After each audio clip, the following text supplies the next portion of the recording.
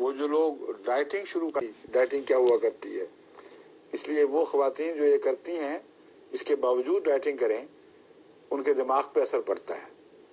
ابھی تک یہ جھگڑا نہیں ہے، وہ کئی دفعہ میری بحث ہوئی ہے کہ جو فاقہ کرتی ہیں بیچاری عورتیں زیادہ لمبا عرصہ، وہ پاتی تو کچھ بھی نہیں، ان کے جسم ڈھلک جاتے ہیں اور کمزوری، نکاہتیں، خون میں کمزوری، بعض دفعہ دائمی مریض بن جاتی ہیں۔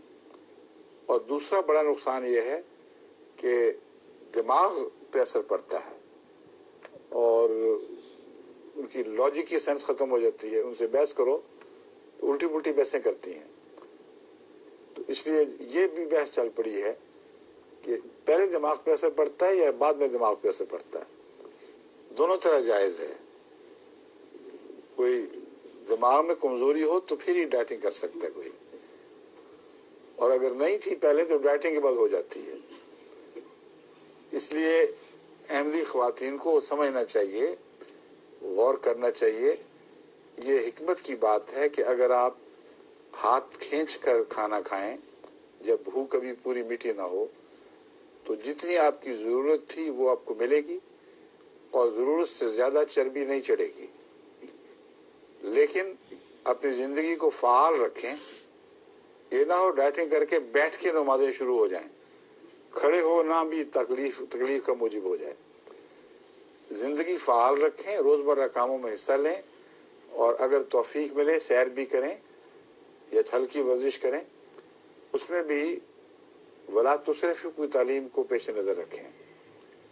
ورزش میں یہ یاد رکھنے کی بات ہے، اگر ایسی ورزش کریں جس کو ساری عمر نہ نبھا سکیں تو یہ ورزش نقصان کا موجب بن جاتی ہے، اور اکثر ورزش چھوڑنے کے بعد وہ سب چربی واپس آ جاتی ہے جس سے نجات پائی تھی، اور پہلے سے بھی بدتر ہو جاتے ہیں۔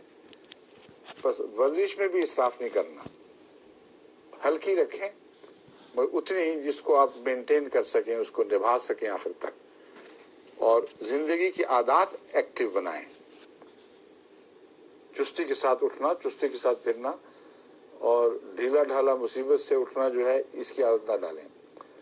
سونے کا بھی اعتدال کرنا پڑے گا، تب جو جسم ہے وہ بہترین جسم ہے۔ اور آخری بات اس میں یہ کہنے کی ضرورت ہے کہ جسم کا موٹا ہونا ضروری نہیں کہ بدصورتی ہو، بالکل غلط ہے۔ جسم کا فلفل ہونا، چربیاں لٹکیں یا کھال لٹک جائے، ایک ہی بات ہے۔ وہ ہے جو بدصورتی کا موجب ہے، اور وہ ہے جو کسی مرد ہو یا عورت اس کے حسن میں کمی پیدا کرتا ہے۔ اگر جسم توانا ہو، فرم ہو، تو موٹے بھی اچھے لگتے ہیں، لیکن انہوں نے کھانے میں اسراف کر کے اپنے پیٹ کو بے ہنگم نہ کر لیا، اور یہ شرط ہے۔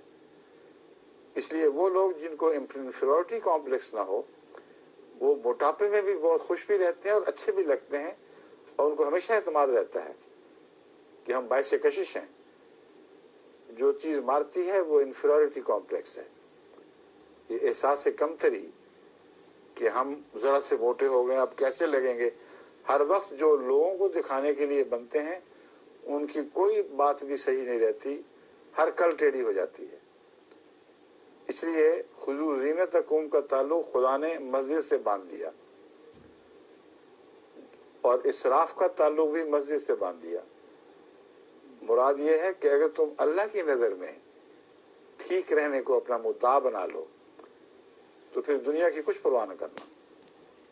اگر تم خدا کی نظر میں ٹھیک رہو اور تمہاری زینت اللہ کے حضور درست ہے، تو تسلیم یقین کرو کہ